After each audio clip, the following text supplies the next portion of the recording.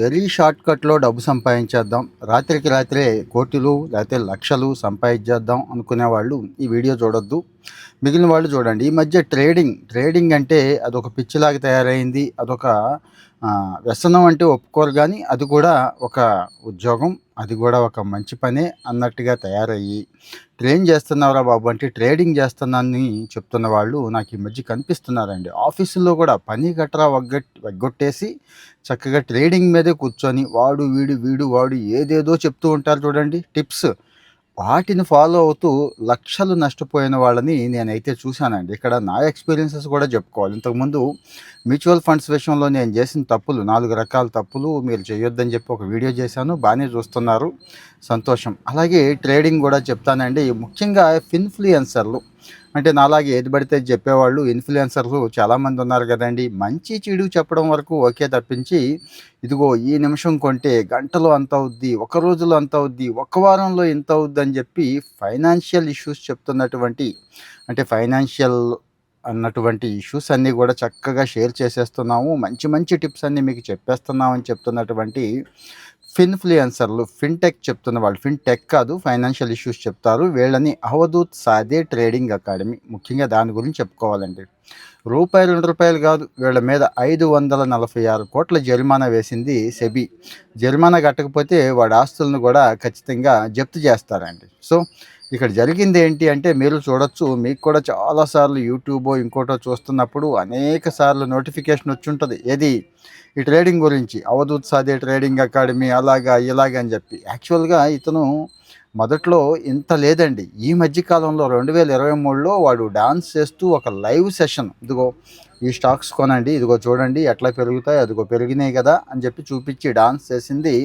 మనందరికీ అదే కదండి కావాలి. అంటే ఆనందంగా ఉండాలి, పెద్దగా కష్టపడకుండా తక్కువ సొమ్ము పెట్టి ఎక్కువ సొమ్ము సంపాదించేయాలి, హాయిగా ఇంట్లో కూర్చొని సంపాదించేయచ్చు, ఏ ఉద్యోగం చూడక్కర్లేదు, పెద్ద నాలెడ్జ్, ముఖ్యంగా ఏ ఉద్యోగం చేయక్కర్లేదు, పెద్ద నాలెడ్జ్ లేకపోయినా.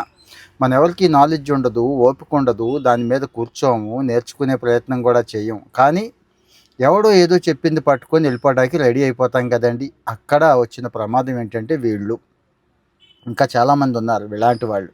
ఒక అవధూత్ సాధ్యాన్ని పట్టించుకుంది కానీ సెబీ చాలామందిని పట్టించుకోలేదు. సో దయచేసి ఇక్కడ కామెంట్లో చెప్పండి, మీరు ఎవరెవరి చూస్తున్నారు, ఎవరెవరిని నమ్మి మోసపోయారు, ఎవడు మిమ్మల్ని అడ్డంగా మోసం చేశాడు, ముంచేశాడనేవి కూడా చెప్పండి. సెబీ దృష్టికి తీసుకెళ్దామండి. డైరెక్ట్గా మీరు కూడా సెబీ వెబ్సైట్లోకి వెళ్ళి పోస్ట్ చేయొచ్చండి, ఇబ్బంది ఏమీ లేదు. అక్కడ కూడా కంట్రోల్ చేసేవాళ్ళు ఉన్నారు, మంచి వాళ్ళు ఉన్నారని చెప్పడం నా ఉద్దేశం. ఇంకా ఈ అవధూత్ సాదే గొడవ ఏంటంటే, వీడు కూడా మనలాంటి వాడేనండి. మొదట్లో సాఫ్ట్వేర్ ఉద్యోగం చేశాడు, ఆ దేశం ఈ దేశం అక్కడ ఇక్కడ తిరిగాడు, షేర్స్లో కాస్త పెట్టుబడి పెట్టాడు. పెట్టుబడి పెట్టే క్రమంలో చాలా నష్టాలు వస్తాయి, చాలా ఎదురు దెబ్బలు తిన్నాడు, కాస్త నేర్చుకున్నాడు. దాన్ని చక్కగా 4 మాటలు నేర్చుకున్నాడండి. అది గుర్తుంచుకోండి.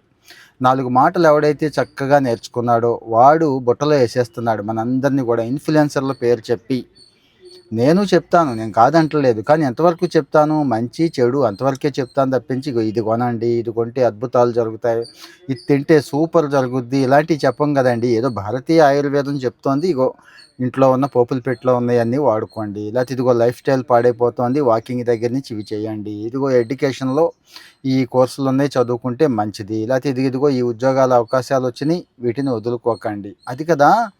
కానీ వీళ్ళు నెక్స్ట్ లెవెల్కి వెళ్ళిపోయి మనుషుల వీక్నెస్ అండి. మనందరికీ కూడా షార్ట్కట్లో డబ్బులు కావాలి, ఇమ్మీడియట్గా రాత్రికి రాత్రే లక్షలు సంపాదించేయాలి కదా. దాన్ని అవకాశంగా వాడుకున్నాడు. ఇంకా ఆ దేశం ఈ దేశం తిరిగాడు కదా అంటారు మరి.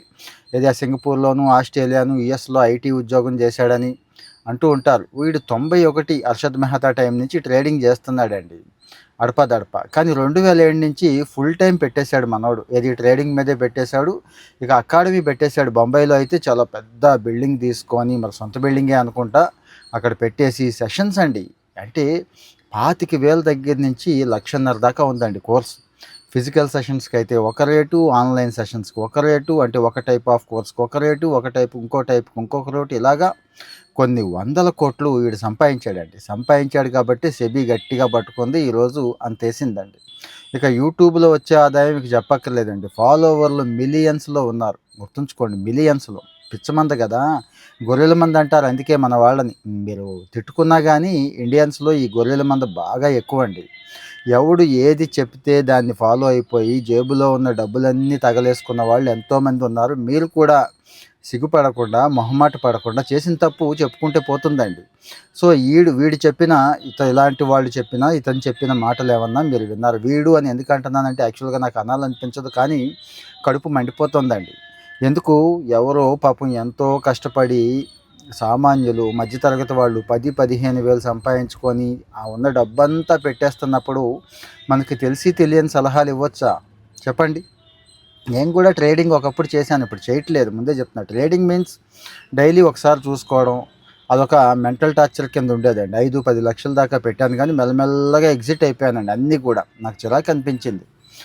తర్వాత అర్థమైంది ఎంత టైం వేస్ట్ చేసుకుంటాం, ఎంత మనీ పోతుంది, ఎనర్జీ పోతుంది, మన ఆలోచన అంతా దాని మీద పెడుతున్నాము. దీనికంటే చక్కగా ఏదైనా ప్రొడక్టివిటీ ఉన్న స్కిల్ మీద పెట్టినా, ఏదైనా ఇంకో విషయం నేర్చుకున్నా చాలా మంచిది అనిపించి ఇంక దాన్ని పూర్తిగా వదిలేసి, వాస్తవమే చెప్తున్నాను, చక్కగా ₹4 ఉంటే మంచి పోర్ట్ఫోలియో చూసుకుంటాను, డబ్బులు పక్కన పెట్టి ఉంచుకుంటాను. ఆన్లైన్లో జెరోదా దగ్గర నుంచి చాలా ఉన్నాయి కదండి, అక్కడికి వెళ్ళి చక్కగా ఆ రోజుకి ఏది బెస్ట్ ఉందో, అంటే మంచి పోర్ట్ఫోలియో చూసుకొని 5-10 సంవత్సరాల దాకా ఇంకా కనిపించాల్సిన అవసరం ఉండదు అనుకున్నవి. అంటే అప్పుడప్పుడు చూసుకుంటూ ఉంటాము, 6 నెలలకి, సంవత్సరానికి, ఓకే. అవి మాత్రమే కొనుక్కుంటూ ఉంటానండి. సో మరి ఇక్కడికి మళ్ళీ వద్దాం. ఏదైతే ఒక వీడియో వైరల్ అయితే చాలండి, మంచి విషయాలకు మళ్ళీ రారు. అది కూడా నేను అబ్జర్వ్ చేశానండి. సపోజ్ ఇది ఉంది, ఈ ఉద్యోగాలు ఉన్నాయి, అప్లై చేసుకోండి, పలానా వాళ్ళు మెయిల్ చేస్తామంటున్నారు, పొందండి అంటే ఆటికి రారండి మనాళ్ళు. ఇక ఇలాంటివి షార్ట్ కట్స్ మంచి మసాలా వేసి చెప్తారు చూడండి, వాటికి బ్రహ్మాండంగా వచ్చేస్తారు.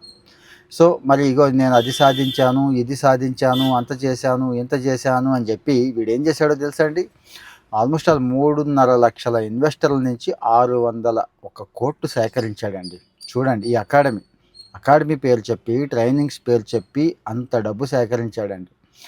సరే పోనీ ఏదో ట్రేడింగ్ చెప్తున్నాడు, టిప్స్ చెప్తున్నాడు, అలా కొనండి, ఎలా అమ్మండి, ఆ జాగ్రత్తలు తీసుకోండి, ఇవి అంటే లైవ్ అండి. ఇందాక చెప్పాను కదా, ఒక లైవ్ సెషన్ వీడియో వైరల్ అయిందని చెప్పి. అంటే ఏది కొనాలి, ఎప్పుడు కొనాలి, ఎంతకు కొనాలి, ఇలాంటివి పెట్టుబడిదారులని తప్పుదోవ పట్టించేస్తారండి వీళ్ళందరూ. అదే ₹10, 10,000 పెట్టుకునే వాళ్ళందరినీ కూడా కంపెనీలతో కూడా కుమ్మక్కైపోతారు. మీకు తెలుసో లేదో, ఏవి ఎందుకు పనికిరాని షేర్స్ ఉంటాయి చూడండి, చిన్నవి. అసలు అలాంటి కంపెనీలు ఉన్నాయని కూడా మనకు తెలియదు, కానీ వీడే కొనిపిస్తాడండి. వీడే 100 మందితో, 200 మందితో, 400 మందితో కొనిపిస్తే ఆటోమేటిక్గా భూమి పెరుగుద్ది కదా.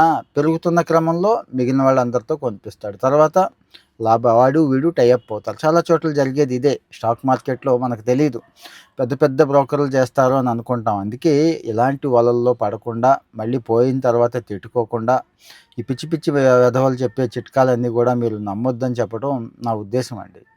సెబీ కంట్రోల్ చేసింది, సెబీ కొన్ని కోర్సులు ఇస్తుందండి. సపోజ్ ఆ కోర్సులు పూర్తి చేశాక స్టాక్ మార్కెట్ మీద ఒక అవగాహన వస్తుందండి. అప్పుడు మాత్రమే మనం ఏదైనా కానీ ఇలాంటి విషయాలు షేర్ చేయాలి. సో ఇక్కడ చేయాల్సింది ఏంటి అంటే, ఇలాంటి వాళ్ళు ఎవరైనా ఉంటే, అంటే స్టాక్ మార్కెట్లోకి ఎలా ఎంట్రీ అవ్వాలి, ఎలా ఎగ్జిట్ అవ్వాలి, అంతవరకు ఓకే, తప్పులేదు. పర్టికులర్గా ఒక షేర్ ఇప్పుడే ఇంత పెరుగుద్ది, అంత పెరుగుద్ది, వాడు కోటీశ్వరుడు అయిపోయాడు, వీడు లక్షాధికారి అయిపోయాడు, ఇలాంటివి ఉంటాయి చూడండి. ఇలాంటివి ఉంటే మాత్రం ఖచ్చితంగా వాడిని బ్లాక్ చేసేయండి. బ్లాక్ చేసి ఊరుకోకుండా రిపోర్ట్ కొట్టండి, సెబీకి కూడా కంప్లైంట్ చేయండి. గుర్తుంచుకోండి. ఎందుకంటారా, వీడు ఎంత సంపాదిస్తున్నాడు అంటే చూడండి, జస్ట్ ఒక ట్రైనింగ్ అకాడమీ మీద గత 4 సంవత్సరాల కిందట వీడి ఆదాయం 17 కోట్లు ఉంటే ఈరోజు 200 కోట్లు ఉంటుందండి. ఏది కేవలం ట్రైనింగే చెప్తున్నాను. ఆ కంపెనీల దగ్గర దొబ్బేసినవి, లేకపోతే అది బ్యాక్ ఎండ్లో వాడు వీడు కుమ్మక్క అయిపోతారు చూడండి, ఇవేవి కాకుండా ఇక మిగిలిన ఆదాయాలు ఉన్నాయి, యూట్యూబ్ ఆదాయాలు ఇలాంటివి ఉన్నాయి కండి, అవి కూడా కాకుండా. సో మరి ఇలాంటివి కొన్ని లెసన్స్ నేర్పించాలి మనకి. ఇలాంటి వాళ్ళు, ఈ ఇన్ఫ్లుయెన్సర్లను చెప్పుకునేవాళ్ళు, అలాగే ఫైనాన్షియల్ ఇన్ఫ్లుయెన్సర్లే కాదు, ఇంకా చాలా ప్రమాదకరమైన వాళ్ళు కొంతమంది తయారయ్యారు. అది హెల్త్లో కానీ ఇంకో చోట మనం ఎక్కడైతే బలహీనంగా ఉంటామో, ఎక్కడైతే మనం ఏదో ఆశపడతామో అక్కడ తయారవుతారు వీళ్ళు. సో దయచేసి ఇక్కడ మీ అభిప్రాయం కూడా మాకు కావాలండి, మీ ఒపీనియన్ చెప్పండి. మరి ఇలాంటి సమాచారం బాగుందండి, షేర్ చేయండి.